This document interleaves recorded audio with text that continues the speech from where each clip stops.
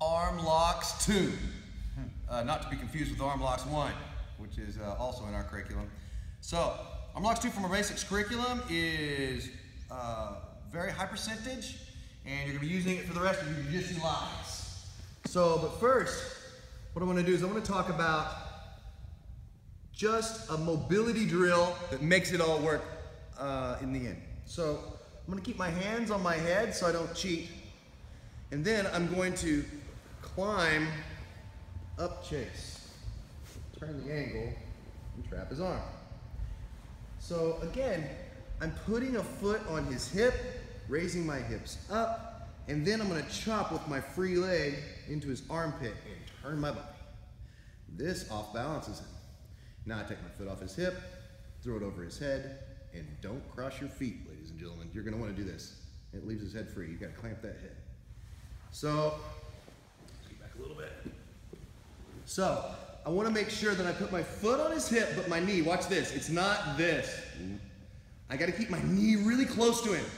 This. Now I'm going to raise my hips way up in the air. This. And now I'm going to take my foot that's free, and I'm going to, as opposed to keeping it on his hip, I'm going to chop almost like I'm kicking him in his head. As I do that, I turn my head towards his feet. Now throw my leg over his head, and I keep it clamped. So the drill will start looking like this.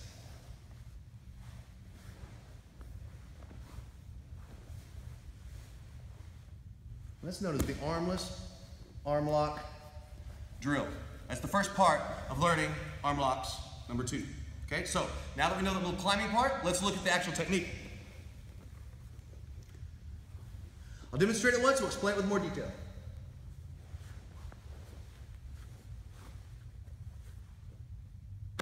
Looks very similar to the drill, right? To the first preparation drill. So what's going to happen is I go underneath one arm to grab the other. And I grab it above the elbow with a cross hand grip.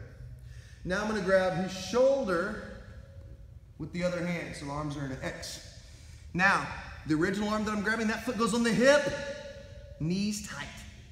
Now I'm going to take that other leg and try to chop and kick him in the head. At the same time, I'm going to turn my head towards his legs. Now I throw my leg that's on his hip over his head, not crossing my feet. I take my hand from his shoulder and control his wrist with a C-clamp grip. This is my north hand. Now my other hand comes to help that wrist, but they're not overlapping. It's right next to each other. And then my knees are tight and I push my feet to the wall as I raise my hips up. So my feet going that way and my hips are going up. Let's look at this angle here. So what I want to isolate now is I want you to see my leg on the outside. So I go underneath, I grab above the elbow, hold the shoulder, foot on the hip. Now watch this leg. It's down in his hip. My knee is down by his hip. Watch where my knee goes. Up into the armpit. This is what really helps us cut that angle. Now my other leg goes over his head, clamps in, C-clamp on the wrist. The other hand comes to support. And then I'm actually breaking his arm by pulling it a little bit to my south shoulder, not in the center. The other side. So again, I go underneath the pre-existing arm, grab above the elbow. Sometimes I even like to do a little bump, and it just moves his elbow closer to my belly button. Black belt secret.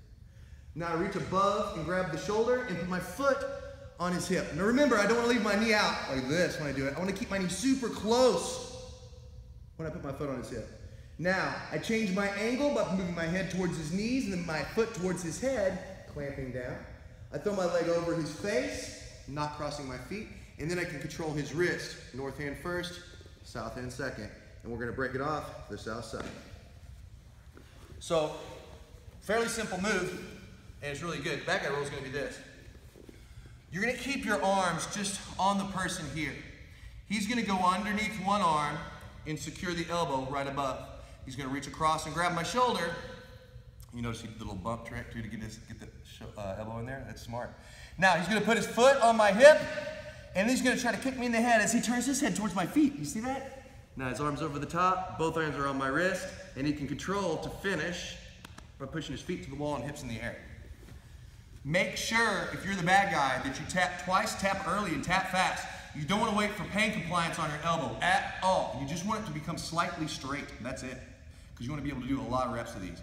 And even slightly straight sometimes will cause inflammation in the elbow. So keep that in mind at all times. Practice safe.